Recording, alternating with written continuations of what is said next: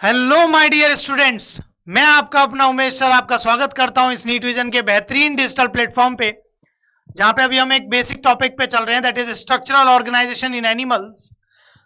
हम अभी फिलहाल इसके कुछ टाइप, जैसे स्टार्टिंग जो टाइप्स है आपके एपिथेलियल टिश्यू है, कनेक्टिव टिश्यू है, इनको हम डिस्कस कर चुके हैं।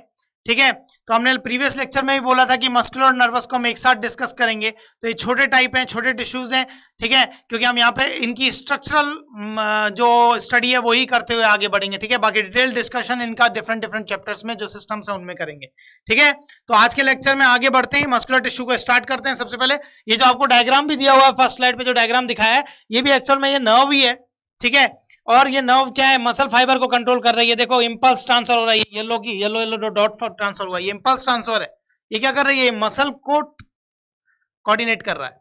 ठीक है, तो नर्व और मसल का ही यहाँ पे हमने फर्स्ट स्लाइड पे डायग्राम लगाया। ठीक है, आगे चलते हैं, आइए मस्कुलर टिश्यू को डिस्कस करते हैं। मस्कुलर टिश्यू में सबसे पहले हमको एक इंट्रोडक्शन की बात करनी होगी। ठीक है, तो सबसे पहले तो आपकी स्टडी, मसल की स्टडी। तो मसल की स्टडी अभी हम कर रहे हैं, तो किस केस में करेंगे, आपके मायो का केस हो जाएगा। मायो क्या है, मसल के केस में मायो टर्म आई। ठीक है, और logos in the sense study से है। ठीक है, तो मसल की स्टडी को क्या बोलेंगे, मायोलॉजी। ठीक है, उसके बाद नेक्स्ट एक और टर्मिनोलॉजी मसल के केस में, सार्को। सार्को भी टर्म मसल के केस में यूज आता है, इसलिए इसको सार्कोलॉजी भी बोल सकते हैं। ठीक है, पर्टिकुलर जो नंबर है मसल के वो 639 मसल्स हैं ह्यूमन बॉडी के अंदर। ठीक है, ओरिजिन इनकी जो होगी वो मैं पहले भी आपसे डिस्कस कर चुका हूं, याद हो तो, जब हमने जनरल लेक्चर पढ़ा था टिश्यू का, तब भी हमने डिस्कस की थी कि मसल का जो पर्टिकुलर ओरिजिन है वो मीजोडर्म से होगा, दैट इज जैसे कि कनेक्टिव टिश्यू का था।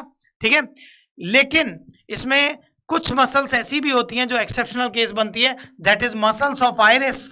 ठीक है, muscles of iris, ciliary body. Iris और सिलियरी बॉडी की जो आई ऑर्बिटल की मसल्स हैं, उनकी ओरिजिन किससे होती है, पर्टिकुलर मीजोडर्म से होती है। समझ में आ गई बात। तो ये ओरिजिन का केस मीजोडर्म का है, और एक दो मसल्स ऐसी हैं जिनका एक्सेप्शनल केस मिलता है, तो उनको अलग से बताया हमने। ठीक है, अब हम एक बात करते हैं, एक और बात बताता हूं आपका, इसकी बेसिक बात कर रहे हैं अभी हम इसकी। मसल की एक स्पेसिफिसिटी है कॉन्ट्रैक्टेबिलिटी। ठीक है, कॉन्ट्रैक्टेबिलिटी इसकी स्पेसिफिसिटी है। ठीक है, कॉन्ट्रैक्टेबिलिटी की बात हो रही है। कॉन्ट्रैक्टेबिलिटी क्यों है इसकी, due to special proteins. Due to special proteins. Special protein कौन कौन से, मैंने आपको पहले भी डिस्कस किए हुए हैं। कहां पे डिस्कस किए थे, जब मैं मायो एपिथेलियम डिस्कस कर रहा था एपिथेलियल टिश्यू में, तब भी मैंने डिस्कस किए थे कि इनमें स्पेशल प्रोटीन मिलते हैं, that is actin and myosin. ठीक है, इन्हीं की वजह से इनकी कॉन्ट्रैक्शन रिलैक्सेशन की जो कैपेबिलिटी है, स्पेसिफिसिटी है, वो मेंटेन है। ठीक है, वो पर्टिकुलर जो सिस्टम है इनका एक्टिन और मायोसिन प्रोटीन का, वो कॉन्ट्रैक्टेबिलिटी इसी वजह से है। समझ में आ गई बात। तो ये अपन जनरल बातें कर रहे हैं, इनकी डिटेल डिस्कस अभी नहीं करेंगे हम, अभी हम केवल स्ट्रक्चरल स्टडी करते हुए आगे बढ़ेंगे different different type of muscles की। ठीक है, वो भी कंपैरेटिवली फॉर्म में, क्योंकि कंपैरेटिव फॉर्म में ये थोड़ी सिमिलराइजेशन दिखाती है, इसलिए हम क्या करेंगे, इनको सिमिलरिटी जो शो करती है उसी वजह से इनको क्या करेंगे, हम कंपैरेटिवली सारे टाइप्स को देखते हुए आगे बढ़ेंगे। अभी हम एक्टिन और मायोसिन की बात नहीं करेंगे, केवल आपको बताया इन मसल्स के जैसे उसकी पर्टिकुलर स्पेसिफिसिटी जो है, कॉन्ट्रैक्शन रिलैक्सेशन, उनकी बात हो रही है यहाँ पे। ठीक है, आइए एक बार हम आगे बढ़ने से पहले ऑन एन एवरेज में सबका डायग्राम तो आपको बताऊंगा ही, एक जनरल डायग्राम और दिखा देता हूं इसका मसल का। आप मसल क्या है, मसल मान लो एक पॉइंटेड एंड से एक सेल ले ली हमने। ठीक है, पॉइंटेड एंड वाली, ये इनका न्यूक्लियस हो गया, एक इन पे मेम्ब्रेनस शीथ दिखा दे रहे हैं हम। ठीक है, मेम्ब्रेनस शीथ दिखा दे रहे हैं। ठीक है, ये मेम्ब्रेनस शीथ जो है, ये पर्टिकुलर सेक्शन जो है आपके, इसको बोलते हैं, ये एक्चुअल में इसकी जो मेम्ब्रेनस शीथ है, इसको प्लाज्मा मेम्ब्रेन है ये। ठीक है, लेकिन ये मसल का केस है, इसीलिए इसको क्या बोलते हैं, सार्कोलीमा। ठीक है, और इसके अंदर जो क्या है, सिंगल न्यूक्लियस तो मेंटेन है, ये अंदर साइटोप्लाज्म से फिल्ड है। ठीक है, अब साइटोप्लाज्म क्या है, साइटोप्लाज्म, उसको मसल के केस में क्या बोलेंगे, सार्कोप्लाज्म। समझ में आ गई बात। तो terminology according to muscle change हो रही है। ठीक है, चीजें वही हैं, केवल टर्मिनोलॉजी चेंज हुई है। ठीक है, अब हम टाइप्स में जा रहे हैं, इसके बाद मस्कुलर टिश्यू के टाइप्स में। ठीक है, तो आगे जैसे ही हम बढ़ेंगे तो तीन पर्टिकुलर टाइप दिखेंगे, जिनके हमने नेमिंग भी सबसे सिंपल वाले लिए हैं, सिंपलेस्ट। मैंने स्ट्राइशन, नॉन स्ट्राइशन वो सब नहीं दिखाया, मैंने केवल सिंपलेस्ट इनके टाइप रखे, दैट इज इनवॉलंटरी मसल। ठीक है, अब इनवॉलंटरी मसल आपको ही पता है, इनवॉलंटरी मसल क्या है? हमारा इनवॉलंटरी मसल हमारी कंट्रोल में नहीं है, ठीक है, इनवॉलंटरी मसल है ही नहीं, एज हमारे विल के कंट्रोल में बिल्कुल नहीं है वो, दैट इज इनवॉलंटरी मसल। अब वॉलंटरी की अगर अपन बात करें तो ये क्या है? ये वो है जो हमारे विल में है, हमारे कंट्रोल में है, ठीक है, बहुत आसान है इससे इनको पढ़ना। ये हमारे कंट्रोल में नहीं है, ये हमारे कंट्रोल में है, सिंपल वाला, ठीक है। और next third type of muscle cardiac muscle, नाम से पता चल रहा है ये किस में जाएंगी? हार्ट वाली मसल है, जो हार्ट में मिलती है। कार्डियक टर्म हार्ट के केस में यूज होती है, ठीक है। तो ये सारा जो तीनों मसल के टाइप दिखाए हमने, इन्हीं को हम डिस्कस करेंगे। मैंने इनको कंपैरेटिवली दिखाया और कंपैरेटिवली ही मैं इनके डायग्राम बताते हुए आगे बढ़ूंगा, ठीक है। अब इनके डायग्राम देख लेते हैं। देखो ये वाला जो मैंने इनवॉलंटरी मसल कहां मिलेगी? जो हमारे कंट्रोल में नहीं, कौन सी मसल? अब ये सब तो मेरे कंट्रोल में, मैं हिला रहा हूं ना, हाथ हिला रहा हूं, चला रहा हूं, कुछ भी कर रहा हूं, सब कुछ हो रहा है, लेकिन जो हमारे कंट्रोल में नहीं है वो कौन सी है? बॉडी के इंटरनल ऑर्गन्स की जो मसल्स हैं, ठीक है। लाइकवाइज देखो ये वाली जो मसल है वो इंटरनल ऑर्गन में दिखा रखी है, किसमें? ये एलिमेंट्री कैनाल दिखा रखी कि नहीं आपको, ठीक है। Stomach, small intestine, large intestine, इन सब में इस टाइप की मसल मिलती है, इस टाइप की। देखो पॉइंटेड एंड्स हैं इनके, एंड्स देखें, पॉइंटेड एंड्स हैं इनके, ठीक है। और सिंगल लेयर्ड है, एक ही न्यूक्लियस मिल रहा है, सिंगल न्यूक्लियस है, देख लीजिए सिंगल न्यूक्लियस, न्यूक्लियस ये रहा, ये यूनि न्यूक्लिएटेड वाला केस है, ठीक। ये इनके डायग्राम्स को इसीलिए दिखाया है क्योंकि इससे आपको कंपैरिजन करने में बड़ा आसान होगा इनके बारे में। नेक्स्ट हम बात करें वॉलंटरी मसल की, तो वॉलंटरी वहां मिलेगी जो हमारे कंट्रोल में, लिम्स की ले लीजिए, चाहे कोई भी मसल जो वॉलंटरी है आपकी, आप देख लीजिए ये वाला सेक्शन, ये थोड़ा इसकी तरह पॉइंटेड नहीं है, सिलेंड्रिकल शेप में है, ठीक है, और न्यूक्लियस इसमें ज्यादा है, फर्क है इसमें। ये कौन सी वाली है? मल्टी न्यूक्लिएटेड स्टेट वाली है, ठीक है, ठीक है। नेक्स्ट जो सेक्शन अपन डिस्कस कर रहे हैं वो है कार्डियक मसल वाला। और कार्डियक मसल का जो हमने टाइप देखा है, देखो कार्डियक मसल हार्ट में मिलेगी, और उनके टाइप देखो, इनमें और इनमें फर्क क्या है? ये इसमें आपको न्यूक्लियस का लेवल तो पता नहीं लगेगा इस डायग्राम में, लेकिन आपको एक चीज दिख जाएगी कि ये देखो ब्रांच बन रही है, ब्रांच है इनमें, ब्रांच दिख रही है आपको, जुड़ी हुई है, ठीक है। ये नॉन ब्रांच्ड है, ये भी अनब्रांच्ड है, और ये क्या है? ब्रांच्ड है, ठीक है, फर्क है दोनों में, ठीक। तो ये सारी जो है कंपैरेटिवली स्टडी के लिए इनको एक साथ रखा है मैंने, और मैं आगे भी, क्योंकि मैं स्ट्रक्चरल स्टडी को ही लेके चल रहा हूं मस्कुलर टिश्यू में, तो तीनों मसल की कंपैरेटिवली स्टडी ही हम करेंगे। लेकिन इन डायग्राम में आप प्रॉपर्ली नहीं समझ पा रहे हैं, इसलिए मैं आपको डायग्राम बना के दिखाता हूं इनके डिफरेंट, ताकि आपको इजीली, क्योंकि हमारे जब कंपैरेटिवली स्टडी इनकी करेंगे तो वहां पे डायग्राम बड़े काम आएंगे, ठीक है। तो आइए देखिए, मैं आपको सबसे पहले इनवॉलंटरी की बात कर रहा हूं, ठीक है। इनवॉलंटरी की बात करें जो आपने की है, मैं और नाम अभी डिस्कस नहीं किया, अभी हम जितना जानते हैं उसी को बात कर रहे हैं, ठीक है, बड़े सिंपलेस्ट वे में। देखिए मैं एक डायग्राम यहां पे बना देता हूं एक सेल का। इस सेल को देखो, खास बात इसमें क्या है? सेल जो है उसके एंड्स देखें, पॉइंटेड एंड्स हैं, ठीक है, ये पॉइंटेड एंड्स हैं, टेपरिंग एंड्स हैं, ये देखो टेपरिंग एंड्स हैं ये,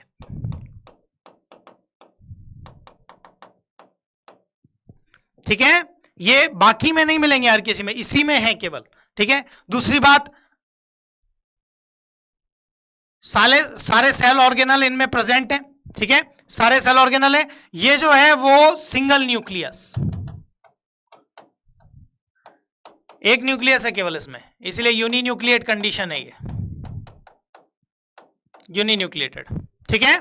इसके अंदर बाकी जो आपका साइटोप्लाज्म वगैरह मिल रहा है वो सब आप नाम इजीली दे सकते हैं, जैसे मैंने अभी भी आपको बताया था, ठीक है। अभी भी जैसे मैंने आपको बताया था वैसे आप नाम दे सकते हो। जैसे ये वाला जो सिस्टम है, बाहर की प्लाज्मा मेम्ब्रेन है, उसको आप क्या बोलोगे? सार्कोलीमा, ठीक है। अंदर जो साइटोप्लाज्म है वो क्या है? काफी क्लियर है, इसमें साइटोप्लाज्म है, इसको हमने बोला सार्कोप्लाज्म, ठीक है। अब मैं इन्हीं के और कुछ भी डिस्कस कर लेता हूं, छोटी मोटी बातें इनके बारे में। जैसे ये मैं एक दिखा देता हूं, एक अलग से नेमिंग कर रहा हूं मैं, ये एक्चुअल में इसका स्टोर्ड फूड है, आपकी मसल का स्टोर्ड फूड जो होता है उसकी बात कर रहे हैं। स्टोर्ड फूड मसल में ग्लाइकोजन की फॉर्म में फूड का स्टोरेज होता है, तो इसीलिए मैंने ग्लाइकोजन लिखा है, ठीक। यही जो बात कर रहे हैं हम वो कर रहे हैं। एक्सक्रीटरी मटेरियल, ऑब्वियस सी बात है, फूड स्टोर्ड है तो एक्सक्रीटरी मटेरियल भी डेफिनेटली होगा, तो ये हो गया इसका एक्सक्रीटरी मटेरियल। मसल के केस में सेम ही मिलता है सब में, ठीक है, बाकी मसल में भी यही मिलेगा। तो ये एक्सक्रीटरी प्रोडक्ट इसका वो कौन सा हो जाएगा? क्रिएटिनाइन। थोड़े दिन पहले मैंने प्रीवियस लेक्चर में जब मैं प्लाज्मा ऑफ ब्लड डिस्कस कर रहा था तब मैंने आपको बताया भी था कि मसल के केस का एक्सक्रीटरी प्रोडक्ट क्या है, क्रिएटिनाइन है। एन और लगा देते हैं बेटा इसमें, क्रिएटिनाइन। ठीक है, उसके बाद ये स्टडी जो हम कर रहे हैं ये ईआर है, ऐसे बाकी आपके वो तो मिलेंगे ही मिलेंगे जो आपके हैं, बाकी एक्टिन मायोसिन आपको मिल ही रहे हैं, ये जो हमने दिखा दिए हैं काफी सारे। ठीक है, लेकिन एक और बात, इस वाली जो इनवॉलंटरी मसल्स जो हैं वो एक तो सिंगल है, ठीक है, कोई ब्रांच नहीं है, दूसरा सिंगल न्यूक्लियस कंटेन कर रही है। ठीक है, साइटोप्लाज्म काफी क्लियर है, इसमें कोई स्ट्राइशन नहीं है, इसीलिए इनको स्मूथ मसल्स भी बोलते हैं। ठीक है, आगे हम चर्चा करेंगे, इन बातों से आपको इजीली समझ में आएगी। अब दिखाता हूं इनका डिफरेंस वॉलंटरी के साथ। ठीक है, अब हम जो बात कर रहे हैं वो कर रहे हैं वॉलंटरी, ये वॉलंटरी की बात हो गई। ठीक है, वॉलंटरी में हो क्या है, देखो वॉलंटरी का भी एक छोटा सा डायग्राम बना रहा हूं मैं यहां पे। ये कुछ प्लाज्मा लीमा जो इसकी है, प्लाज्मा मेम्ब्रेन वाला सेक्शन, वो कुछ ट्यूब्यूल लाइक स्ट्रक्चर बनाती है, ट्यूब्यूल लाइक फॉर्मेशन देती है, इनफोल्डिंग्स देती है, that is called tubular system. ये लेकिन बाहर वाली लेयर ये आपकी प्लाज्मा मेम्ब्रेन वाली, इसीलिए इसको सार्कोलीमा आप बोल सकते हैं। तो मैं यहां लिख भी दूंगा, जो मैंने अभी थोड़ी देर पहले भी डाला था, ये क्या है, सार्कोलीमा।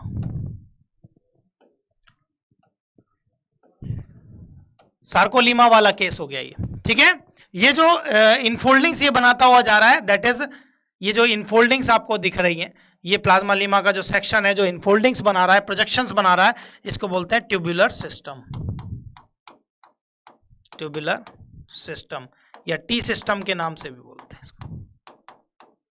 ठीक, अब जो सेक्शन है ये बीच वाला सेक्शन, इनमें कई आपके सेल ऑर्गेनल तो बाकी तो मिलेंगे ही मिलेंगे। यहाँ पे मैंने ईआर दिखाता हूँ, ईआर इससे कुछ ट्यूबुलर सिस्टम से कुछ अटैचमेंट दिखाती है, शो करती है कुछ।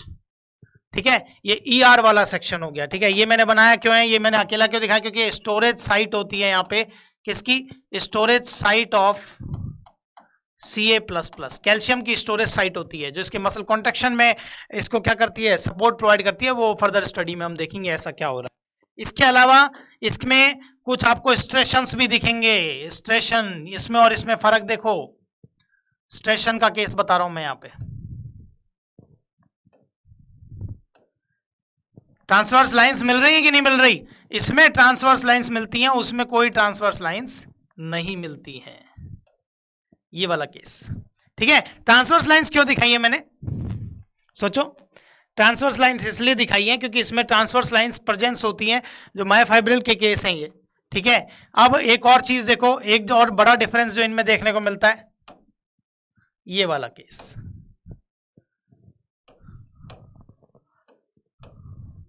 ये देखो ये वाला केस, इसमें न्यूक्लियस देखिए, उसमें न्यूक्लियस सिंगल न्यूक्लियस है। ठीक है, लेकिन इसमें ऐसी कंडीशन नहीं है। ये वाली कंडीशन जो है ये एक्चुअल में ये न्यूक्लियस ही है, लेकिन न्यूक्लियस वाली जो इसकी कंडीशन है वो कौन सी है, मल्टी न्यूक्लिएटेड स्टेट। ठीक है, तो देखो इनमें फर्क, ये टेपरिंग एंड्स कंटेन करती है, ये नहीं है ऐसा, ये सिलेंड्रिकल शेप है पूरा। ठीक है, आपने तो सेक्शन लिया एक, उसके अलावा इसमें कोई स्ट्रेशन नहीं है, इसमें देखो स्ट्रेशंस बने हुए हैं, ट्रांसवर्स लाइंस प्रेजेंट है, इसलिए स्मूथ नहीं है इसका, सार्कोप्लाज्म उतना क्लियर नहीं है साइटोप्लाज्म का। ठीक है, इसीलिए इसको स्मूथ मसल नहीं बोलते, केवल उसी को बोलते हैं। ठीक है, ये यूनी न्यूक्लिएटेड कंडीशन है और ये मल्टी न्यूक्लिएटेड वाली कंडीशंस है, सार्कोप्लाज्म बीच में है, बाकी न्यूक्लियस वगैरह पेरीफेरी की तरफ ज्यादा है। ठीक है, बाकी इसमें वही एक्सक्रीटरी प्रोडक्ट आपका क्रिएटिनाइन यहां भी बनेगा, ऐसे यहाँ पे स्टोर्ड फूड ग्लाइकोजन फॉर्म में रहेगा, बाकी गोल्जी बॉडी, ईआर वगैरह बाकी सब कुछ मिलेंगे जो कॉमन सेल ऑर्गेनल है आपके। ठीक है, तो ये हो गई एक स्ट्रक्चर। मैं इसको आपको ज्यादा क्यों बता रहा हूं, क्योंकि एक्चुअल में क्या है, ये वाली जो मसल्स हैं इन्हीं की हमेशा स्टडी की जाएगी, वॉलंटरी मसल की ही हमेशा स्टडी होती है। और मैं भी आपको जो फर्दर स्टडी में मस्कुलर सिस्टम में बताऊंगा, जो डिटेल स्टडी करवाऊंगा वो इसी की करवाऊंगा। इनकी क्यों नहीं करवाई जाती, क्योंकि एक्चुअल में इंटरनल ऑर्गन्स में रहती हैं और इनकी स्लो कॉन्ट्रेक्टाइल मसल होती है, काफी धीरे कॉन्ट्रेक्शन शो करती है। तो इनके कॉन्ट्रेक्शन रिलैक्सेशन फेजेस जो होती हैं, मान लो पहले वो एक्साइटेशन लेगी, फिर कॉन्ट्रैक्ट होगी, मतलब रिस्पॉन्ड करेगी, कॉन्ट्रेक्शन शो करेगी, रिलैक्सेशन शो करेगी। तो ये जो फेजेस हैं, ये फेजेस ये इनमें क्लियर नहीं दिखती हैं, ये केवल इनमें बिल्कुल क्लियर दिखती हैं, इसीलिए इनमें ही स्टडी की जाती है हमेशा। ठीक है, मैं इस डायग्राम को थोड़ा सा आगे बढ़ा रहा हूं, मैं थर्ड टाइप ऑफ मसल भी आपको बताऊंगा डायग्राम बना के, लेकिन उससे पहले मैं एक छोटा सा अपना सेक्शन एक और डायग्राम दिखा रहा हूं आपको यहाँ पे, जो कि जरूरी है यहाँ के लिए, इसलिए बता रहा हूं। इसी सेक्शन को मैं ये जो स्ट्राइशन वाला काम है, मायोफाइब्रिल वाला जो सेक्शन है, इसी को मैं थोड़ा बड़ा कर रहा हूं, माइक्रोस्कोप में देख रहे हैं हम इसी को। ठीक है, ये देखिए, ये मैं एक बैंड बना देता हूं। एक्चुअल में इसमें क्या है, ऑल्टरनेशन मिलता है, लाइट और डार्क बैंड्स देखने को मिलते हैं इस स्ट्राइशन वाली फाइब्रिल में। ऐसा क्यों मिलता है? क्योंकि इनमें लाइट और डार्क बैंड प्रेजेंट होते हैं। ठीक है, उन्हीं की हम यहाँ पे बात कर रहे हैं। मैं यहाँ पे दो सेक्शन बना रहा हूं। ठीक है,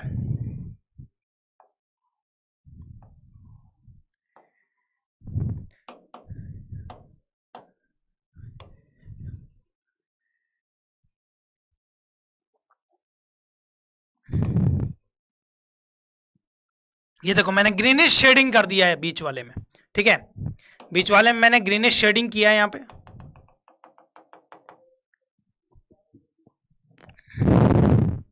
ठीक है, अब ये वाला जो बैंड है, ये वाला जो बैंड है, जो शेडिंग किया हुआ है, डार्कनिंग किया हुआ है, ये एक्चुअल में बैंड जो है वो है डार्क बैंड। ये डार्क दिखता है, इसीलिए इसको बोलते हैं डार्क बैंड, डार्क बैंड। ठीक है, ये वाला जो बैंड है, जो आपको लाइट रीजन वाला सेक्शन दिख रहा है इसमें, ये वाला हो गया लाइट बैंड। अब ये वाला जो सेक्शन है लाइट बैंड वाला, इसको आइसोट्रोपिक बैंड भी बोलते हैं। क्या बोलते हैं? आइसोट्रोपिक बैंड, आई बैंड, या यहीं पे ऊपर इसका पूरा नाम लिख देता हूं, आइसोट्रोपिक बैंड। ठीक है, आइसोट्रोपिक बैंड भी इसको बोलते हैं, आई बैंड को। क्यों बोलते हैं? Because light can pass through it, light can pass through it, light इससे पास हो सकती है, इसीलिए लाइट दिखता है, ये वाला रीजन। और ये वाला रीजन डार्क इसीलिए है क्योंकि इसमें फाइबर्स वगैरह प्रोटीन्स ज्यादा हैं, इसीलिए इसमें क्या है, इस पर्टिकुलर सेक्शन को, इसमें कोई लाइट क्रॉस नहीं हो पाती है। ठीक है, लाइट क्रॉस इसमें नहीं होगी, इसीलिए इसको बोला जाता है ए बैंड या एनाइसोट्रोपिक बैंड, एनाइसोट्रोपिक बैंड। समझ में आ गई बात? क्यों बोला anisotropic band? That is very simple, light cannot pass through it, cannot pass through it। समझ में आ गई बात? Light cannot pass through it, इसीलिए इसमें से ये डार्क रीजन नजर आता है, इसलिए इसको बोलते हैं डार्क बैंड या ए बैंड। ठीक है, ये इसी सेक्शन की बात कर रहा हूं, जब इस फाइबर को आप, इस स्ट्रेशन को आप किस में देखोगे? माइक्रोस्कोप में देखेंगे। ठीक है, अब इसमें क्या कर रहे हैं अपन, एक और अलग से नॉलेज बताते हैं इसमें। एक बात देखो, ये जो सेक्शन है, ये जो आई बैंड वाला हमने सेक्शन दिखाया, इसको एक लाइन है जो इसको डिवाइड करती है, that is called Z line. ठीक है, इसी को बोलते हैं जेड लाइन, या क्रॉस मेम्ब्रेन भी बोलते हैं इसको, क्रॉसेस मेम्ब्रेन, क्रॉसेस मेम्ब्रेन। ठीक है, ये आई लाइन, ऐसे ही यहां पे भी एक हाइपोथेटिकल लाइन दिखा रखी है मैंने, दैट इज एम लाइन, जो ए बैंड को डिवाइड करती है बीच में से। ठीक है, तो यहां पे इसको एम लाइन भी लिख देते हैं। ठीक, अब ये वाला सेक्शन मैंने क्यों बताया? क्योंकि एक्चुअल में क्या है कि इसमें अपन एक फंक्शनल यूनिट देख सकते हैं आपकी मसल की। एक्चुअल में ये वाला जो सेक्शन है ना, एक लाइट बैंड, एक डार्क बैंड, एक लाइट बैंड, एक डार्क बैंड, एक लाइट बैंड, एक डार्क बैंड, आगे भी ऐसे ही चलेगा। तो इसमें जो कॉमन यूनिट होती है ना, जो आपको अगर मसल की स्टडी करनी है, तो आप एक, ये वाला, ये क्या है, जेड लाइन से, एक जेड लाइन से दूसरी जेड लाइन तक, मतलब मैं यहां से बात कर रहा हूं, यहां से लेके यहां तक, एक जेड लाइन से, मैं बेटा कलर चेंज कर देता हूं, ये मिक्स हो जाएगा नहीं तो, एक जेड लाइन से दूसरी जेड लाइन तक। ठीक है, ये वाले सेक्शन की मैं बात कर रहा हूं, ये वाले सेक्शन की। ठीक है, ये सेक्शन जो है इसको बोलते हैं सार्कोमियर, सार्कोमियर। एक आई बैंड से दूसरे आई बैंड तक की जो डिस्टेंस है उसको बोलेंगे सार्कोमियर। एक्चुअल में यही मसल की स्ट्रक्चरल स्ट्रक्चरल और फंक्शनल यूनिट होती है। ठीक है, आपको जो भी स्टडी करनी है, इस पर्टिकुलर सेक्शन में जो स्टडी होगी वही बाकी सब में वैसे ही चल रहा होता है। ठीक है, तो सार्कोमियर का जो सेक्शन है इसको लिख देता हूं मैं यहीं पे पास में आपके लिए, वहां इसलिए बचा रखा, वहां तीसरी मसल का डायग्राम बनाएंगे अपन। तो यहाँ पे इसलिए डिस्टेंस बिटवीन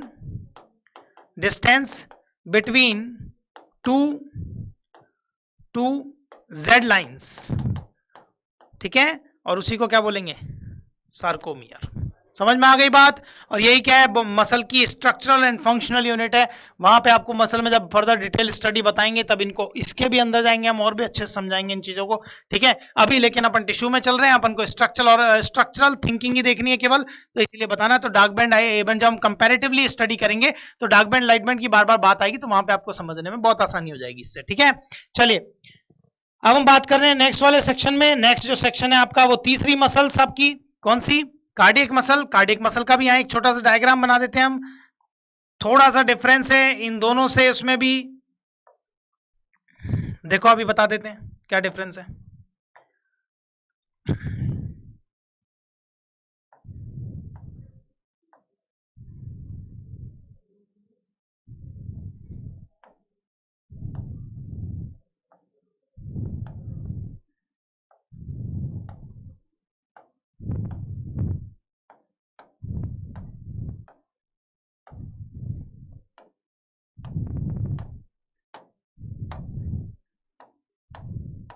ये देखो ये वाला जो सेक्शन है, ये ब्रांचिंग दिख रही है आपको, जबकि अभी तक जितने भी जो आपको डायग्राम दिखाए हैं पीछे, चाहे वो इनवॉलेंट्री का हो चाहे वो वॉलेंट्री का हो, ये बात अपनी कार्डियक मसल के लिए हो रही है, ठीक है बेटा।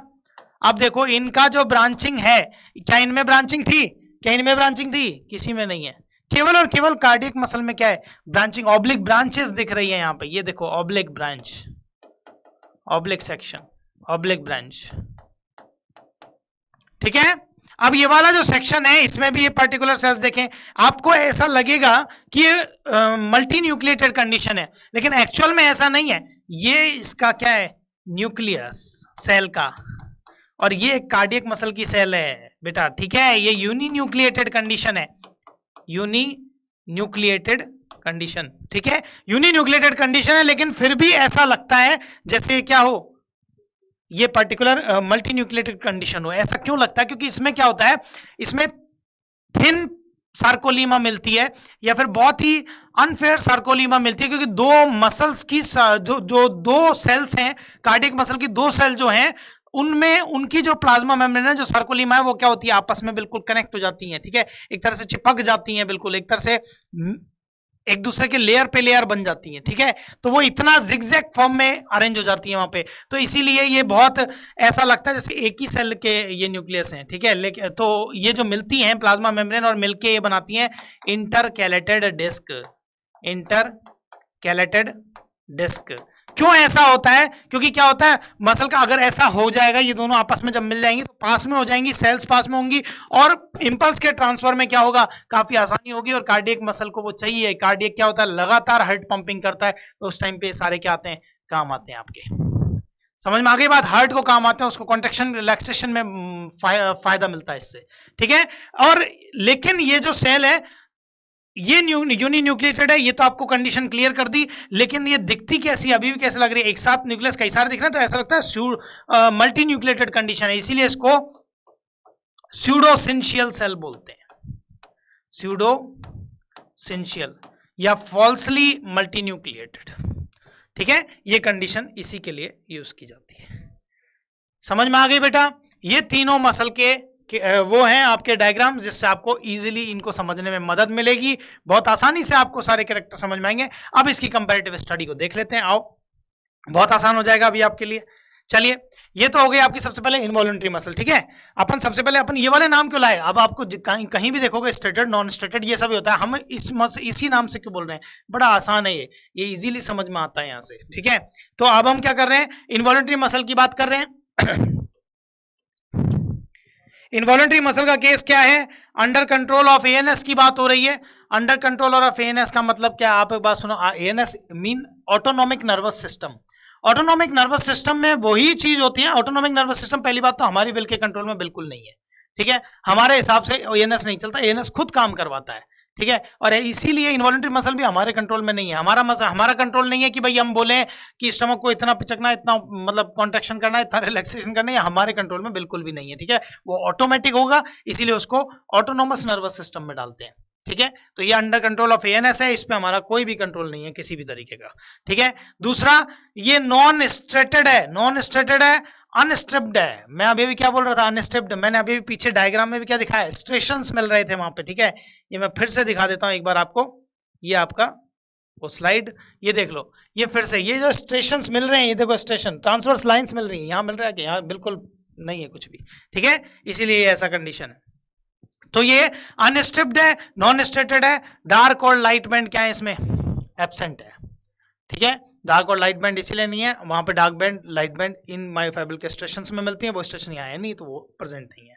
उसके बाद नॉन स्केलेटल मसल का मतलब क्या है, नॉट अटैच्ड टू बोन,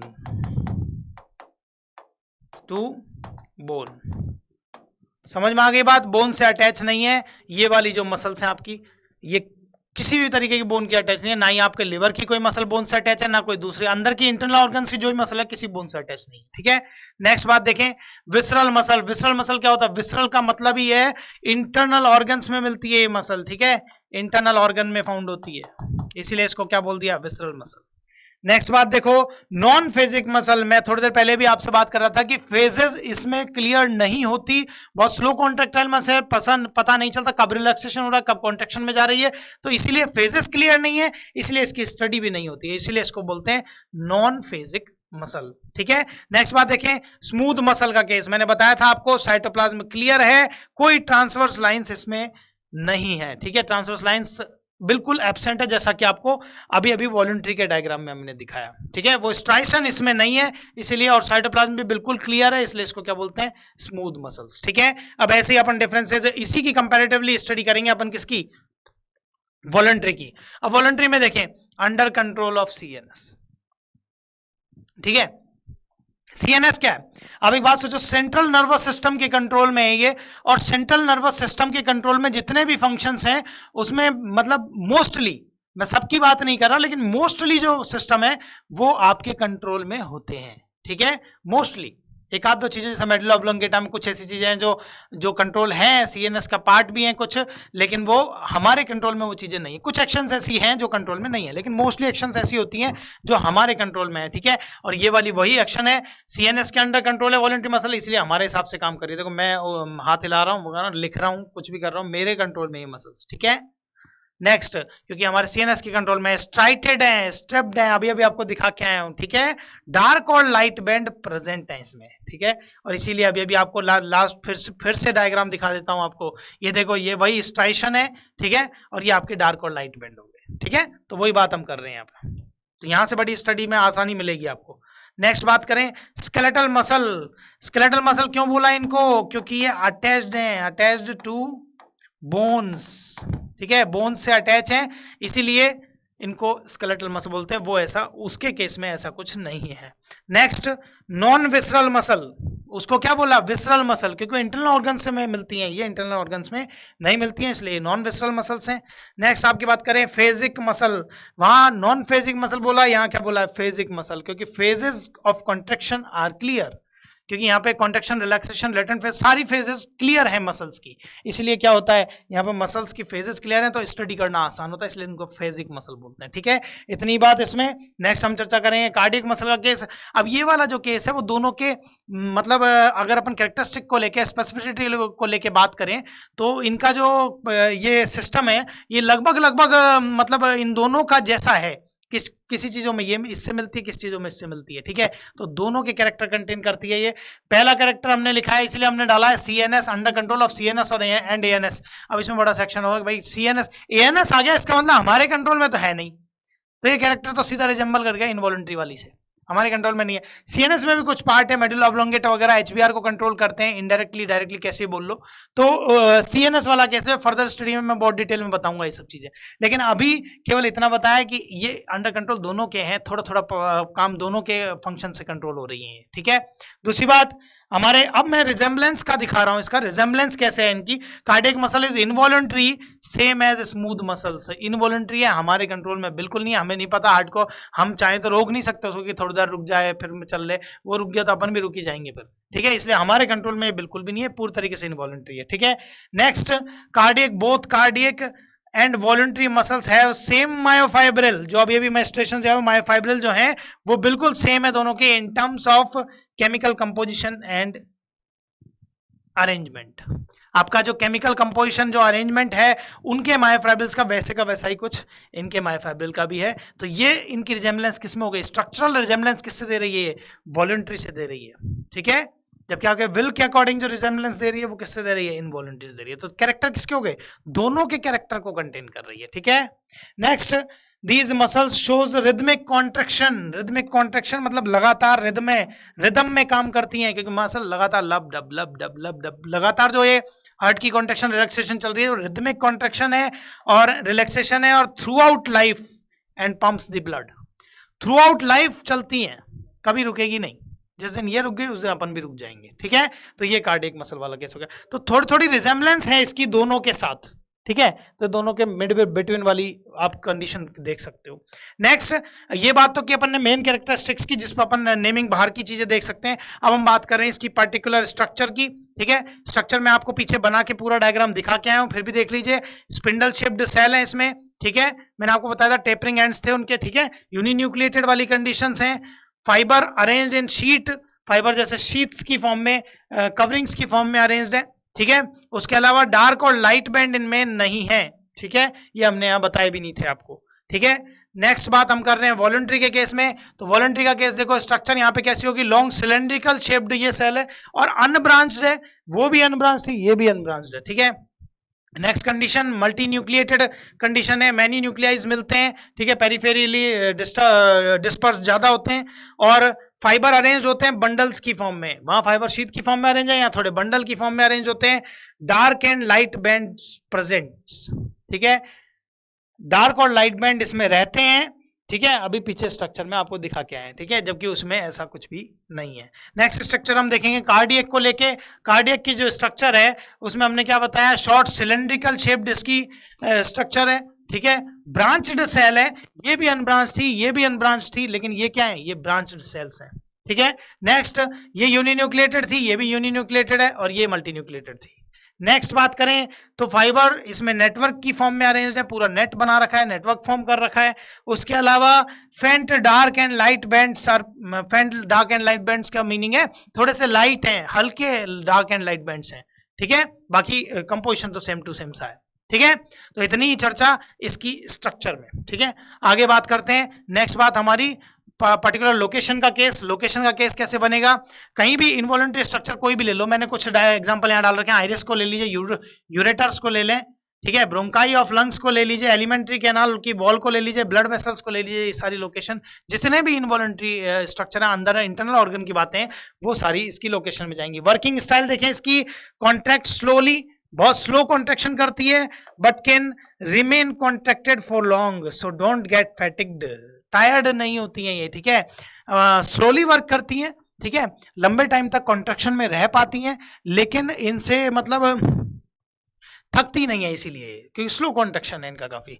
अब यही बात जब इनमें की जाए, पहले तो इनमें लोकेशन देख लेते हैं एक बार। तो लोकेशन तो जितनी भी वॉलंटरी चीजें हैं, आपकी लिम्स ले लो, जितनी भी लिम्स हैं आपके, हैंड लेग सब इसी में आ रहे हैं, टंग ले लीजिए, बॉडी ले लीजिए, फेस ले लीजिए, नेक ले लीजिए, जो भी आपकी ऐसी मसल्स हैं जो आपके कंट्रोल में जगह, वो सारी लोकेशन इसमें चल जाएगी। इसकी एक खास बात है, इसमें जस्ट अपोजिट है, कॉन्ट्रैक्ट क्विकली, ठीक है, क्विकली कॉन्ट्रैक्ट होती है, can't remain contracted for a long, लंबे टाइम तक कॉन्ट्रैक्ट नहीं हो सकती है, ठीक है, सो गेट फैटिग्ड, इसीलिए ये थक जाती है। समझ में आ गई बात, तो ये थक चुकी हैं, वर्किंग इनकी एफिशिएंसी जो है ये थक जाती हैं, इसीलिए थोड़ी देर में हमारे हाथ क्या है, जब लंबा वर्कआउट कर लेते हैं तो क्या है, थोड़े टाइम में थक जाती हैं मसल्स। कार्डियक मसल्स की लोकेशन की बात करें तो एक ही लोकेशन है, वॉल ऑफ हार्ट, उसके अलावा कहीं नहीं है। और वर्किंग स्टाइल देखें तो ये भी क्विकली कॉन्ट्रैक्ट होती है। अब इसको मैं स्लो भी लिख सकता हूँ, ठीक है, स्लो लिख देता हूँ, लो मैं, बोल सर आपने दोनों क्यों लिख दी है, इसके कंपेयर में क्विक है, इनवॉलंटरी के कंपेयर में, इनके कंपेयर में तो ये ठीक ठाक ही है, ज्यादा क्विक भी नहीं है, ठीक है। एंड देयरफॉर रिदमिकली रिदम में रेगुलर रिदम में काम करती है, ठीक है। लेकिन इन दोनों को मैचिंग क्यों नहीं कर सकते आप, क्योंकि इनको कॉन्ट्रैक्शन करवाओगे तब होगी ना, वो तो होती रहती है कंटिन्यूसली, उसको क्विकली बोल सकते हैं, इसके कंपेयर में तो क्विकली है, ये भी होती रहती है लेकिन स्लोली, ये होती रहती है लेकिन क्विकली, ठीक है। देयरफॉर डू नॉट गेट फैटिग्ड, और ये थकनी चाहिए भी नहीं, ठीक है, क्योंकि ये थक गई तो हम थक जाएंगे उस दिन, ठीक है, हम पूरा निपट जाएंगे। तो ये वाला जो सेक्शन है ये वर्किंग का सेक्शन हो गया आपकी कार्डियक मसल का, ठीक है। इतनी चर्चा अब के सेक्शन में इस मस्कुलर टिश्यू में हमने इतनी बात करी है भैया, क्योंकि मस्कुलर टिश्यू के लिए उतना मोर देन इनफ है। आप अगर आगे बढ़ेंगे इतना ज्यादा आपको डिटेल्ड स्ट्रक्चर जो है, स्ट्रक्चर्स हैं या फिर उनके पर्टिकुलर फिजियोलॉजी है, उनको मस्कुलर सिस्टम में हम डिस्कस करेंगे, ठीक है। तो आइए हम नेक्स्ट टॉपिक पे चलते हैं। नर्वस कंट्रोल एंड कोऑर्डिनेशन नहीं है, ये हमारे जो ऑपरेटर साहब है उनसे गलती हुई है, इसका मैं सही आपको वो दे देता हूं। ये एक्चुअल में नर्वस टिश्यू की बात चल रही है, हमने टॉपिक बाहर सही डाला है, अंदर उनसे गलती हुई और हमने भी नहीं देखा इसको, ठीक है। तो नर्वस टिश्यू की बात कर रहे हैं। नर्वस टिश्यू में सबसे पहली बात ओरिजिन आपको सारी नर्वस टिश्यू की क्या बताइए, एक्टोडर्म का, एक स्पेशल केस को छोड़ के बाकी सब एक्टोडर्मल ओरिजिन है, ठीक है। मैंने सबसे पहले सारी सेल्स दिखाई है, कॉमन सेल्स दिखाई है हर टाइप की इसकी। क्यों, मैं टिश्यू में न्यूरॉन में डायरेक्ट नहीं जा रहा, मैं एक बार इनके टाइप्स जितनी भी सेल्स मिलती हैं, ये पहली बात तो अपन नर्वस सिस्टम में नहीं जा रहे, अपन केवल इनकी पार्टिकुलर बेसिक सेल जो जिनसे मिलकर पूरा नर्वस सिस्टम बना है उनकी चर्चा कर रहे हैं। उसमें भी हम क्या कर रहे हैं, इन सेल्स को पहले देख रहे हैं ताकि जो सपोर्टिंग सेल स्ट्रक्चर्स है वो हमें सारी स्टार्टिंग में ही मिल जाए। अब देखो सबसे पहली बात न्यूरॉन की, सबसे पहली बात तो न्यूरॉन को ही लेके होगी, क्योंकि न्यूरॉन क्या है, आपकी पूरे नर्वस सिस्टम की स्ट्रक्चरल एंड फंक्शनल यूनिट है, कौन, न्यूरॉन, ठीक है। डायग्राम वगैरह सब डिस्कस करेंगे, अभी हम पूरी सेल को एक साथ देख रहे हैं बस, ठीक है। तो पहली बात इसके बारे में यही हमारी structural and functional unit of nervous system, ठीक है। अब बात भी आपको ही पता है ये काम क्या करेगी, इसकी दो पर्टिकुलर स्पेसिफिसिटी है, जैसे वहां भी थी। ये पहले क्या हो गया, एक्साइटेबिलिटी, ठीक है, एक्साइटेबिलिटी, और दूसरी क्या हो जाएगी, कंडक्टिविटी। अरे यार ये यहाँ पे बगल वाले को डिस्टर्ब करेगी, हम इसलिए इसको फिर से एक बार बना देते हैं। दो पर्टिकुलर इसकी देखो, दो इसकी पर्टिकुलर स्पेसिफिसिटी, एक तो एक्साइटेबिलिटी को डाल दिया हमने, ठीक है, एक्साइटेबिलिटी, और दूसरा क्या है, conductivity. Excitability in the sense क्या है कि रेस्पॉन्ड टू स्टिमुलाई, किसी भी एक्सटर्नल स्टिमुलस के अगेंस्ट ये रेस्पॉन्ड करेगी, तो रेस्पॉन्ड टू स्टिमुलाई, ठीक है। And second one is conductivity. Conductivity में क्या होगा, ये इंपल्स का ट्रांसफर करेगी, सिंपल। तो इंपल्स जो आया है, जो एक्साइटेशन है, उसको ट्रांसफर किया जाएगा, सिंपल,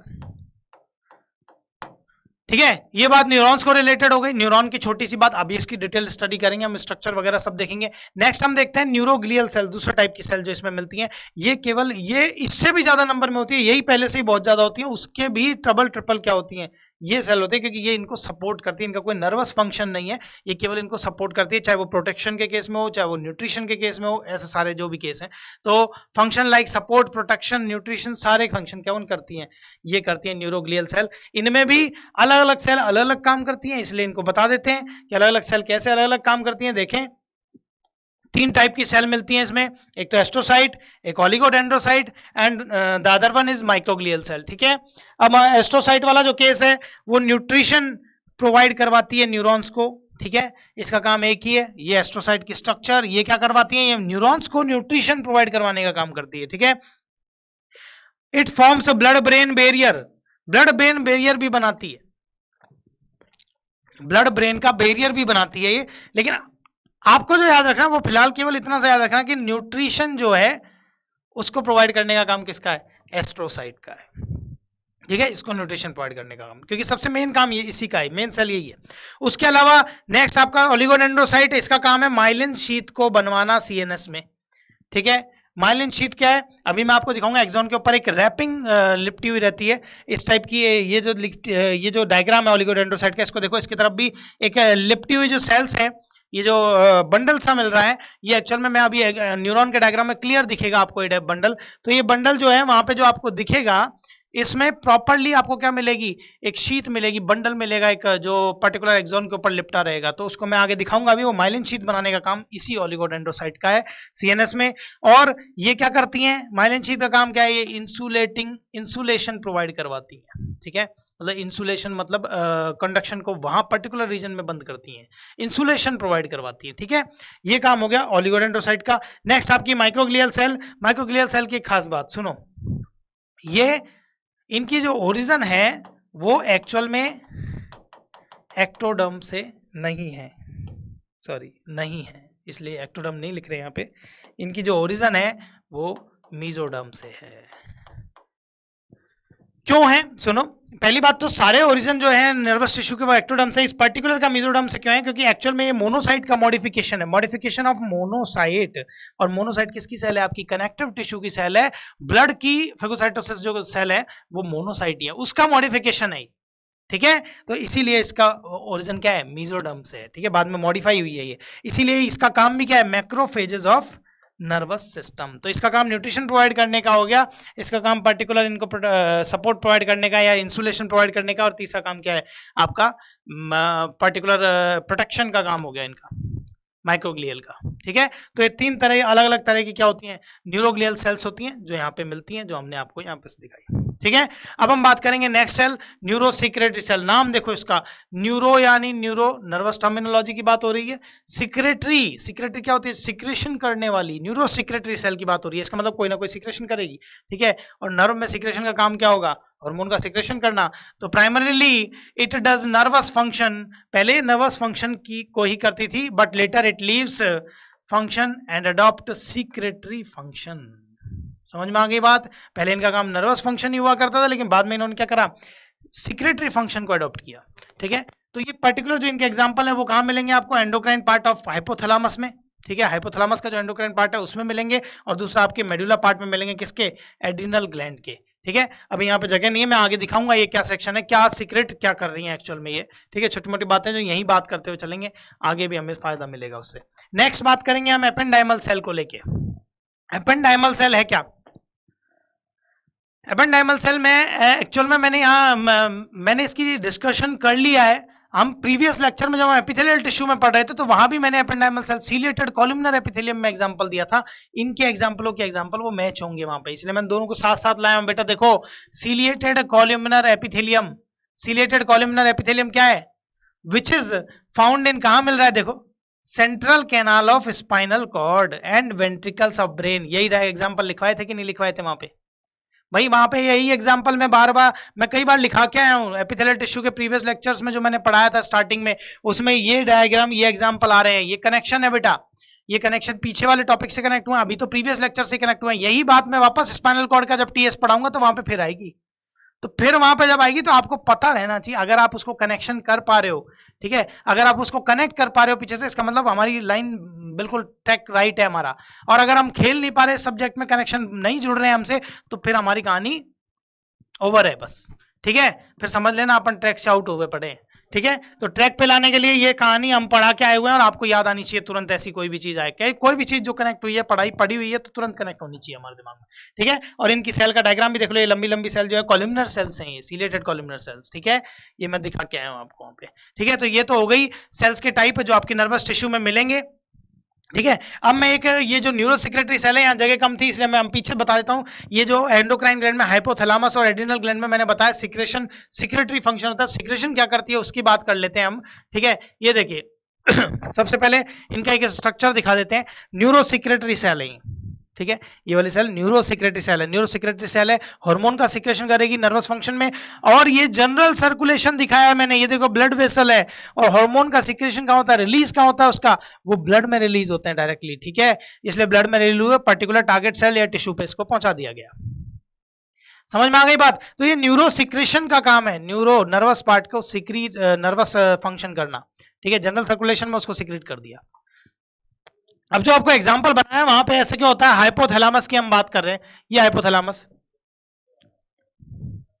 आपको पता है हाइपोथैलेमस सबसे बड़ा है, कंट्रोल करता है पिट्यूटरी को भी, पिट्यूटरी से हार्मोनों को रिलीज करवाता है। तो वो फैक्टर्स निकालता है कि हार्मोन आप रिलीज करो, ये मत करो। तो फैक्टर जो रिलीजिंग फैक्टर है वो देखो 6 रिलीजिंग फैक्टर निकालता है, ठीक है, और 3 इनहिबिटरी फैक्टर्स निकालता है। 6 ऐसे फैक्टर्स होते हैं जो हार्मोन को रिलीज करने के लिए रिस्पॉन्सिबल होते हैं, और 3 ऐसे भी फैक्टर भेजता है जिनको हार्मोन को सप्रेस करवाने के लिए रिस्पॉन्सिबल होते हैं, ठीक है। ये हाइपोथैलेमस के केस में तो वो सिक्रीशन फैक्टर वगैरह हैं, वो कौन कर रहा है एक्चुअल में ये सारे काम, ये यही आपकी न्यूरोसिक्रेटरी सेल कर रही है वहां पे, ठीक है। ऐसे ही आपके 2 ऐसे न्यूरो हार्मोन है जिसको ये क्या करता है, सिंथेसाइज करता है और सिक्रीट करता है। एक बात ये कंफ्यूजन में मत रहना, ये बड़ा कंफ्यूजन का खेल है, लेकिन एनसीईआरटी ने बिल्कुल क्लियर कर रखा है इसको। Synthesis and secrete neuro hormone को, जो दोनों आपने हार्मोन है एडीएच और ऑक्सीटोसिन, इसको जो हार्मोन जो है ये 2 न्यूरो हार्मोन को सिंथेसिस और सीक्रेट कौन करता है, आपके पर्टिकुलर हाइपोथैलेमस करता है, which is released by posterior lobe of pituitary. Pituitary gland के पोस्टीरियर लोब से केवल रिलीज होते हैं, ठीक है। लेकिन ये पिट्यूटरी ग्लैंड के पोस्टीरियर लोब से बाहर आ रहे हैं, उसी जगह से वहां से आगे काम करेंगे, तो एक्चुअल में इसीलिए इनको बोला जाता है, so it is also known as hormone of pituitary lobe of posterior lobe of pituitary, इसलिए ही इनको ऐसा बोला जाता है। समझ में आ गई बात। तो ये सेक्शनल जो है, ऐसे ही हाइपोथैलेमस में जैसे ये पर्टिकुलर जो न्यूरो फंक्शन न्यूरो सिक्रीशन हुआ नर्वस सेल से, ये इन्हीं न्यूरो सिक्रेटरी सेल्स ने किया है, ठीक है। अब नेक्स्ट बात हमने एक साथ लाई है एड्रिनल मेड्यूला की, तो इनमें भी जो हार्मोन ये सिक्रेट करते हैं उनको हम जानते भी हैं। एक्चुअल में देखो 2 टाइप ऑफ हार्मोन को ये रिलीज करता है, ठीक है। कौन कौन सा, एड्रिनलिन और epinephrine, nor adrenaline nor epinephrine, ठीक है। ये नाम आपने बहुत पहले से भी सुने हुए हैं, आपको जब 6, 7, 8, 9, 10 जितनी भी छोटी छोटी क्लासेस थी वहां पे जब भी ऐसा चैप्टर एड्रिनल की बात की जाती थी तो ये बार बार ये हार्मोन जरूर बताए जाते थे, एड्रिनलिन नॉर एड्रिनलिन। ये क्या है, ये इमरजेंसी हार्मोन है, ठीक है। तो ये इमरजेंसी हार्मोन जो एड्रिनल मेड्यूला सिक्रीट करता है उसको भी वहां भी क्या है, यही न्यूरो सिक्रेटरी सेल है, और यही इन दोनों के सिक्रेशन के लिए रेस्पॉन्सिबल है, दोनों तरह टाइप के हार्मोन के, ठीक है। तो उन्हीं की बातें अगली स्लाइड पे हमने दिखा दी, वहां पे जगह कम थी इसलिए, ठीक है। नेक्स्ट बात करते हैं। अब हमने जो नेक्स्ट बात की है वो की है क्लासिफिकेशन ऑफ न्यूरॉन्स को लेके। न्यूरॉन की स्ट्रक्चर मैं बताऊंगा आपको थोड़ी देर में, उसमें भी हम चलेंगे आगे अच्छे लेवल पे उसको देखेंगे। अभी हम न्यूरॉन की स्ट्रक्चर देख लेते हैं छोटी छोटी, depending upon number of poles के बेसिस पे और डिपेंडिंग अपॉन फंक्शन के बेसिस पे। यहाँ पे दोनों नहीं आ सकते इसलिए हमने एक ही लिया है अभी, डिपेंडिंग अपॉन फंक्शन के बेसिस पे, जो बड़े आसान है, ठीक है। एक तो एफरेंट या सेंसरी, एक इफरेंट या मोटर, और एक इंटरन्यूरॉन, ठीक है। अब एक बात ध्यान रखो, एफरेंट मतलब इनको नाम से याद हो जाएंगे। एफरेंट का मतलब क्या होता है, मैसेज को एफरेंट मतलब आप अगर इसको वैसे देखें ना, वैसे तो इनका हिंदी टर्मिनोलॉजी जो है उससे भी ये आराम से बताया जा सकता है, लेकिन यहाँ पे आपको रटने की जरूरत नहीं है, बड़ा आसान है। ई को तो आप एग्जिट से ले सकते हो, एग्जिट मतलब जाना होता है ना, जाना, एग्जिट बार, ठीक है। और ए क्या है, ए फॉर आ, याद रख ले, एक हिंदी वर्ड में क्या हो जाएगा याद रख लेंगे तो इससे मैसेज को लेके आते हैं ये सीएनएस की तरफ, ठीक है, या फिर आपके साइटोन की तरफ, और ये क्या है, ये मैसेज को लेके जाते हैं वहां से, ठीक है। तो ये सेंसरी वाला सेक्शन हो गया, इसलिए मैंने लिखा it brought sensation from body to CNS, समझ गए। और नेक्स्ट वाले सेक्शन को देखो, डायग्राम यहीं पे दिखा रखा है, ये देखो ये वाला सेक्शन है, ये क्या लेके आ रहा है इस साइटोन सेल बॉडी की तरफ, ठीक है। दूसरा वाला सेक्शन देखो, ये इस साइटोन सेल बॉडी की तरफ से कहां लेके जा रहा है, ठीक है। ये क्या है, it takes away sensation from CNS to different part of body. समझ में आ गई कहानी। नेक्स्ट इंटरन्यूरॉन की बात देखो, इंटरन्यूरॉन नाम से पता चले इंटरन्यूरॉन दोनों को कनेक्शन करने वाला है भैया ये, तो ऑब्वियस सी बात है दोनों के जैसे कैरेक्टर मिलेंगे। इट जॉइंस सेंसरी और मोटर न्यूरॉन को जोड़ता है, केवल जोड़ता है ये, और कुछ नहीं है, दोनों को जोड़ने का काम है ये स्पाइनल कॉर्ड वाली कंडीशंस में, ठीक है। स्पाइनल कॉर्ड में ऐसा मिलता है। समझ में आ गई कहानी, ये हो गया आपके इंटरन्यूरॉन वाला सेक्शन। ओके, अब आगे बढ़ते हैं, नेक्स्ट सेक्शन देखते हैं। Depending upon number of poles रह रहा है हमारा, तो depending upon number of poles की बात कर रहे हैं, ठीक है। सबसे पहली जो इसमें बात हो रही है वो हो रही है एपोलर न्यूरॉन्स की, ठीक है। इसका डायग्राम नहीं मिलेगा, हम बता देते हैं इसका डायग्राम, एक छोटा सा डायग्राम बना देते हैं इसका यहीं पे, ठीक है। एक्चुअल में ये एपोलर न्यूरॉन का कोई पर्टिकुलर सेक्शन नहीं है, ये लो कितने सारे, बोलो सर ये तो बहुत सारे पोल हो गए, अरे बहुत सारे पोल नहीं है, ये मतलब एक सेल है ये, बस नर्व सेल। एक्चुअल में इसमें कोई पोल नहीं है, ये नहीं पता कौन मैसेज को लेके आ रहा है, कौन मैसेज को लेके जा रहा है, कुछ नहीं पता चल रहा, ये एपोलर न्यूरॉन है। लेकिन आप एक बात ध्यान रखना, हमेशा जो ओरिजिन होती है किसी भी चीज का इवोल्यूशन होता है वो बहुत सिंपलेस्ट स्ट्रक्चर से कॉम्प्लेक्स स्ट्रक्चर तक होता है, ठीक है भाई, शुरू में ही थोड़ी टेक्नोलॉजी आ जाएगी, धीरे धीरे बढ़ती है। तो ये सबसे प्रिमिटिव फॉर्म है न्यूरॉन की, ठीक है। प्रिमिटिव फॉर्म मतलब सबसे पहले जो आई थी, ठीक है, उस केस को। एक्चुअल में इसके एग्जांपल जो है वो हो गई सीलेंटेटा, सबसे पहले, ये बहुत पहले का अपना फाइलम है सीलेंटेटा, ठीक है, हाइड्रा वाला केस, उसमें ऐसा एपोलर न्यूरॉन मिलता है। इतना सिंपलेस्ट है कि पता ही नहीं है किससे मैसेज आ रहा है किससे जा रहा है, लेकिन ओरिजिन हुई थी, सबसे पहले नर्व सेल की ओरिजिन उसी में हुई थी। उसके बाद नेक्स्ट सेकंड बात करेंगे अपन यूनिपोलर की, ठीक है। यूनिपोलर में देखो नाम से पता चल रहा है यूनिपोलर, एक ही पोल है, बस एक ही मैसेज लेके आ रहा है लेके जा रहा है, जो भी काम है एक के पास ही है, ठीक है। तो ये हो गया यूनिपोलर वाला केस। और यूनिपोलर जो मिलेंगे वो अपने ह्यूमन एम्ब्रियो में मिलेंगे पहले, एक तो, ठीक है, एक तो अपने ह्यूमन एम्ब्रियो में मिलेंगे और एक मैक्सिमम नॉन कॉर्डेट्स, हम कॉर्डेट्स हैं, ठीक है, वर्टिब्रेट्स कॉर्डेट्स में आते हैं सारे, उससे नीचे वाले जो फाइलम्स हैं आपके वो सारे नॉन कॉर्डेट्स हैं, उनमें ये यूनिपोलर सेक्शन मिलेगा, ठीक है, कम डेवलप वाला। नेक्स्ट स्यूडो यूनिपोलर, ऐसा लगता है ये यूनिपोलर भी लगता है, लेकिन इसमें कोई सेक्शन नहीं है, देखो ये यहां से निकल के यहां आ गया, ये सेक्शनल नहीं है कोई। यूनिपोलर ऐसा लगता है, सूडो यूनिपोलर का केस है बेटा, ये पूरा नहीं लिखा है, इसको लिख देते हैं, सूडो यूनिपोलर का केस है, ठीक है। सूडो है, पूरी तरीके से लगता है कि दो सेक्शन है, दो निकल रहे हैं, लेकिन ऐसा है नहीं, केवल सिंगल वाला ही है, यूनिपोलर ही है, लगता है दो वजह से, इसलिए इसको बोला सूडो यूनिपोलर, ठीक है। ये केवल एक ही जगह मिलेंगे आपके यहाँ, जो पर्टिकुलर आपका सेक्शन है डोर्सल रूट गैंग्लिया का स्पाइनल कॉर्ड में। स्पाइनल कॉर्ड का जब मैं टीएस बताऊंगा तो वहां पे मैं dorsal root ganglia, ventral root ganglia, ये सब डिस्कस करूंगा आपसे।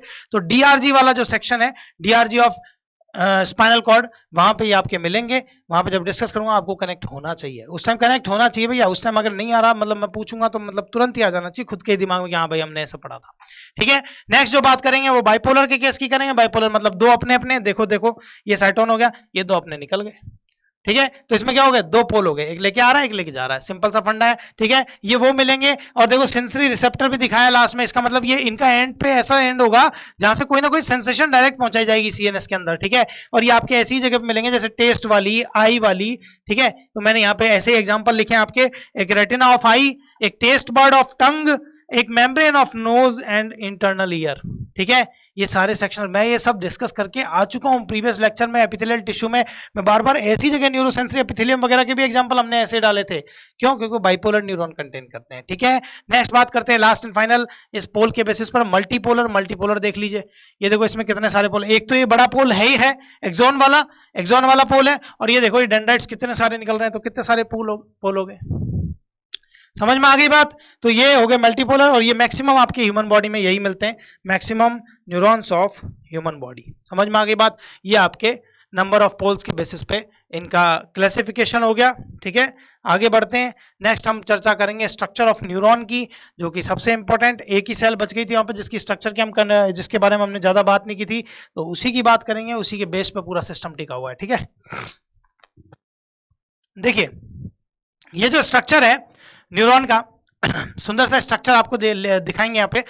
ये जो स्ट्रक्चर है, इसमें ये वाला जो पार्ट है ऊपर वाला मेन सेक्शन जो है वो सेल बॉडी है, ठीक है। सेल बॉडी, ये लिख रखा सेल बॉडी, या इसी को बोलते हैं, एक सेकेंड बेटा, सेल बॉडी या इसी को बोलते हैं सोमा, ठीक है। ये वाला सेक्शन हो गया, ये सेल बॉडी है ये, और इसी को आप साइटोन के नाम से भी जानते हैं, ठीक है। यही मेन सेक्शन है जहां पे सारे आपके ऑर्गेनल्स वगैरह मेनली मिल रहे हैं। अब देखो यहाँ पे ये जो सेक्शन है, ये जो बीच में सिंगल न्यूक्लियस मिल रहा है, ठीक है, तो सिंगल न्यूक्लियस यहाँ पे बता दिया हमने। इसके अलावा ये जो सेक्शन है, ये जो फाइब्रिल्स मिल रहे हैं, ये जो फाइबर्स मिल रहे हैं, ये न्यूरोफाइब्रिल्स हैं, ठीक है। न्यूरोफाइब्रिल्स का काम क्या है, शेप एंड सपोर्ट प्रोवाइड करवाना, शेप एंड सपोर्ट प्रोवाइड करवाना, ठीक है, साइटोस्केलेटन फॉर्म करना, ठीक है, ये इसका न्यूरोफाइब्रिल का काम है, न्यूरोफाइब्रिल न्यूरोफिलामेंट इनका काम यही है, ठीक है। उसके अलावा आपकी ये जो छोटी छोटी ग्रेन्यूल्स मिल रही हैं, देखो ये छोटी छोटी बीड्स लाइक स्ट्रक्चर हैं, ये पिंक कलर्ड स्ट्रक्चर होती हैं, ये इनको बोलते हैं निजल्स बॉडी, पिंक कलर्ड की स्ट्रक्चर है, ठीक है। ये निजल्स बॉडी जो है एक्चुअल में ये वेसिकल्स ऑफ ईआर हैं, ईआर की वेसिकल्स होती हैं, ठीक है। और इनमें होता क्या है, इनमें जो ईआर की वेसिकल है उसके अंदर उसके पोल्स पे राइबोसोम की प्रेजेंस होती है, ऐसे मान लीजिए ये ईआर की वेसिकल है, ये क्या हो गया आपका राइबोसोम वाला केस, समझ में आ गई बात। ये वाला क्या हो गया, ये आपका राइबोसोम वाला केस हो गया, राइबोसोम का काम क्या है यहाँ पे? प्रोटीन सिंथेसिस करना। तो इसके लिए जो प्रोटीन सिंथेसिस होगा वो कौन करवाएगी? निजल्स बॉडी करवाएगी, पिंक कलर्ड ग्रेन्यूल्स करवाएगी, जो कि ईआर की वेसिकल्स होती हैं आपकी, और ये क्या करती है? प्रोटीन का सिंथेसिस करती है। ठीक है, उसके बाद जो बात है, ये इसके बीच में जितना भी है, ये साइटोप्लाज्म वाला केस हो गया, या आप इसको न्यूरोप्लाज्म भी बोल सकते हैं। ठीक है, इसमें इसका जो वो है, इसकी पर्टिकुलर जो आपकी लेयर है, जो ये बाहर वाला सेक्शन है, माइटोकॉन्ड्रिया वगैरह तो सब मिलेंगे ही मिलेंगे। ये वाला जो सेक्शन है, ये जो आपको ये देखो ब्रांचिंग, देखो ये जो छोटे छोटे प्रोजेक्शंस निकल रहे हैं, ये एक्चुअल में डेंड्राइट्स हैं। ठीक है, ये डेंड्राइट्स वाला सेक्शन। ठीक है, केवल एक अलग फाइबर है, बाकी सारे एक जैसे हैं। देखो बाकी पोल्स देखो सब एक जैसे हैं। ठीक है, इनकी भी ऐसे जो आपकी जो वो है, जो इनकी प्लाज्मा मेम्ब्रेन है बाहर वाली, उसको आप न्यूरोलीमा बोल सकते हैं। ठीक है, न्यूरोलीमा कवरिंग को बोल रही है। ठीक है, आप साइटोप्लाज्म को न्यूरोप्लाज्म बोल सकते हैं। ठीक है, आपके पर्टिकुलर इस सेक्शनल सेगमेंट के नाम दिए हमने। उसके बाद एक ऐसा पोल होगा, बाकी सब तो कॉमन छोटे छोटे पोल होंगे, एक ऐसा पोल होगा जो थोड़ा स्वेलोन होगा। ठीक है, that is called axonic hillock. Axonic hillock ये क्यों है, एक अलग क्यों नाम दिया है? क्योंकि इस वाले सेक्शन में ही साइटोप्लाज्मिक आपके एक्सटेंशन देखने को मिलेंगी। साइटोप्लाज्मिक एक्सटेंशन से ही आपका क्या बना, ये पूरा एक्सॉन बना है। समझ में आ गई बात? तो साइटोप्लाज्मिक एक्सॉन से, ये एक्सोनिक हिलॉक से आपके एक्सॉन की ओरिजिन होती है। ठीक है, अब आपके एक्सॉन वाले सेक्शन को अगर अपन देखें तो देखो, एक्सॉन वाला सेक्शन जो है, तो पहली बात तो जैसे ये ब्रांच है, ये जो आपके डेंड्राइट्स हैं, ये मैं बता देता हूं, यहां पे एक और नेमिंग कर देता हूं, ये डेंड्राइट्स हैं, और डेंड्राइट्स जो हैं वो क्या है? ब्रांच्ड कंडीशन में, हाईली ब्रांच्ड है। लेकिन ये वाला जो सेक्शन है आपका एक्सॉन वाला, ये ब्रांच्ड नहीं होता। ठीक है, लेकिन अगर ये मसल में हो, ठीक है, अगर ये एक्सॉन मसल में जाएगा तो वहां क्या करेगा? वहां ये इट मे गिव 1 और 2 ब्रांचेस। ठीक है, that is called collateral muscle fibre. Axon collateral का मतलब यही है, collateral muscle fibre. Muscle fibre muscle में जाएगा तो 1-2 ब्रांचिंग ये कर सकता है। समझ में आ गई बात? ये वाला सेक्शन कोलेट्रल वाला हो गया, मसल का। उसके अलावा देखो, ये जो एक्सोनल सेक्शन है, इसकी डिस्कशन कर रहे हैं अब हम। ये जो एक्सोनल सेक्शन है, इसमें देखो, एक्सोन में भी वही कंडीशन है जैसे वहां पे अपन ने साइटोप्लाज्म और कवरिंग को अलग अलग नाम दिए थे। है क्या? ये एक्सोन के ऊपर क्या करते हैं? श्वान सेल प्रेजेंट होती है। एम्ब्रियोनिक पीरियड में श्वान सेल क्या करती है? रोलिंग करती है इसके ऊपर। ठीक है, इसके ऊपर कंटिन्यूस रोल होती रहती है। ठीक है, रोल होते होते उसकी जो प्लाज्मा मेम्ब्रेन है, वो उससे कंटिन्यूस रोलिंग में उसके ऊपर रोल्स, उसके ऊपर जस्ट आपके एक्सोन के ऊपर चढ़ती जाती है। ठीक है, बाद में ये कंप्रेस्ड हो जाती है, और ये क्या बनाती है? एक शीट बनाती है, कवरिंग बनाती है, that is called myelin covering. ठीक है, माइलिन शीट, देखो यहां पे नेमिंग भी कर रखा हो, ये रहा माइलिन शीट, ये कवरिंग को बोला हमने। समझ में आ गई बात? ये माइलिन शीट वाला सेक्शन है। अब ये माइलिन शीट एक्चुअल में ये इंसुलेशन को प्रोवाइड करवाती है, इंसुलेशन प्रोवाइड करती है माइलिन शीट। अभी थोड़ी देर पहले भी हम इंसुलेशन की बात कर रहे थे। माइलिन शीट प्रोवाइड करवाती है, जो ओलिगोडेंड्रोसाइट आपकी बनाती है। अब श्वान सेल में हुआ क्या? जब ये प्लाज्मा मेम्ब्रेन लिपटती गई, उस पर रोल होती गई, तो वो बाद में कंप्रेस्ड जब हो जाती है, तो कंप्रेस्ड होकर क्या बन जाती है? एक शीट बन जाती है, माइलिन शीट कहलाती है। उसके अलावा जो आपका साइटोप्लाज्म और न्यूक्लियस वाला सेक्शन है, वो थोड़ा पेरीफेरी की तरफ डिस्प्लेस हो जाता है श्वान सेल का। ठीक है, श्वान सेल जो इसके ऊपर है, ये देखो, ये पेरीफेरी पे डिस्प्लेस्ड है, ये साइटोप्लाज्म, ये आपका साइटोप्लाज्म। समझ में आ गई बात? तो ये कहां पे ये चीजें, ये एक्चुअल में पेरीफेरी पे डिस्प्लेस्ड हो गई है। समझ में आई कि नहीं आई बात? तो ये एक्चुअल में माइलिन शीट का जो फॉर्मेशन है वो कैसे होता है, ये हमने बताया। ठीक है, अब एक बात देखो, माइलिन शीट में भी एक फंडा है। माइलिन शीट में कई जगह पे इसका जो न्यूरोलीमा वाला सेक्शन है वो तो आता ही रहेगा। न्यूरॉन की कवरिंग तो, एक एक्सॉन की कवरिंग अंदर चली रही है, उसके ऊपर क्या है? माइलिन शीट वाला सेक्शन है। लेकिन माइलिन शीट कभी कंटिन्यूअस नहीं है। ठीक है, माइलिन शीट देखो, ये यहां गई, यहां गायब, यहां गायब, यहां गायब। ठीक है, ये जो माइलिन शीट जो कॉन्टिन्यूअस नहीं है, ये कॉन्टिन्यूअस क्या करती है? ये नोड ऑफ रनवियर होते हैं, जो पर्टिकुलर पार्ट जहां पे माइलिन शीट एब्सेंट होती है, डिसकॉन्टिन्यूअस होती है, उस कंडीशन को क्या बोलते हैं? Node of Ranvier. ठीक है, ये पर्टिकुलर नोड वाले सेक्शन को बोल रहे हैं नोड ऑफ रेनवियर। ठीक है, अब माइलिन शीट से हो क्या रहा है? एक्चुअल में माइलिन शीट क्या करवाती है? Saltatory conduction of nerve impulse की जब बात होती है, saltatory conduction of nerve impulse, ठीक है। सोलेटरी कंडक्शन की जब बात हो रही है नर्व इंपल्स की, तो वो होता क्या है मैं आपको यहीं पे बताते हैं। फर्दर स्टडीज की चीजें मैं थोड़ा सा यहाँ पे आया है बात तो डिस्कस कर लेते हैं। एक्चुअल में क्या है, माइलिन शीथ वाला जो है आपको पता है इंसुलेशन प्रोवाइड करेगी, तो आयंस की मूवमेंट तो होने नहीं देगी यहां से। तो दो तरह के फाइबर होते हैं जिनमें माइलिन शीथ होती भी है कईयों में और कईयों में नहीं भी होती। तो जो माइलिन शीथ होती है जिनमें, इस जैसे फाइबर में माइलिन शीथ है, तो माइलिन शीथ जहां भी होगी ये इंसुलेशन प्रोवाइड करेगी, और इंसुलेशन प्रोवाइड करेगी तो आयन की मूवमेंट नहीं होने देगी। इसलिए क्या होता है, आयन ऐसे जाएंगे जंपिंग करते हुए। ये साल्टेटरी कंडक्शन एक्चुअल में यही है, ये जो जंपिंग है, जंपिंग ऑफ नर्व इंपल्स।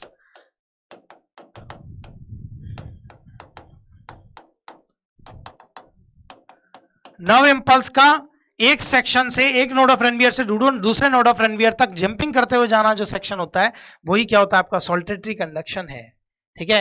अब आप एक बात सोचो, अगर इसको इससे इससे ऐसे जाने लगा, तो आपके अगर दो तरह के मैंने फाइबर बताए, एक में माइलिन शीथ मिल रही है, एक में नहीं मिल रही, तो माइलिनेटेड जो नर्व फाइबर है, माइलिनेटेड जो आपके नर्व फाइबर है, अगर आपसे पूछा जाए नर्व इंपल्स रेट किसमें फास्टर होगा, तो ऑब्वियस सी बात है माइलिनेटेड नर्व फाइबर में सबसे फास्टर होगा। क्यों होगा, उसका सीधा सिंपल रीजन है कि भाई साहब जब ये ऐसे जंप करते हुए जा रही है, तो जंप करते हुए जा रही है, तो ये वाला सेक्शन छूट गया ना, ये ट्रेवल सेक्शन देखो इसका, केवल इस डॉट से दूसरे नोड तक, दूसरे नोड से तीसरे नोड तक, तो ये पर्टिकुलर सेक्शन जो है वो छूट चुका है।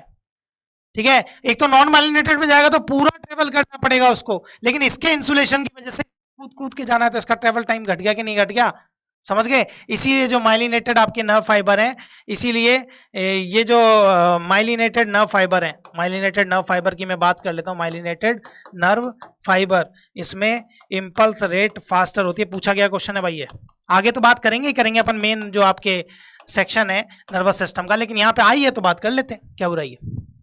ठीक है। तो ये बात हो गई आपकी माइलिन शीट वगैरह को लेके। ठीक है। अब एक बात करते हैं, अपन क्या कर रहे हैं, ये जो सेक्शन देखो, ये देखो नर्व, इनकी जो एंडिंग है, इनकी एंडिंग तो टेपरिंग एंड्स है, देखो किनारे इनके टेपरिंग एंड्स हैं, जैसे पीछे इन्वॉल्यूंटरी मसल में दिखाए थे अपन ने। ठीक है। लेकिन इनकी एंडिंग्स देखो, एक्सॉन की जो एंडिंग है वो बल्ब लाइक स्ट्रक्चर में है, ये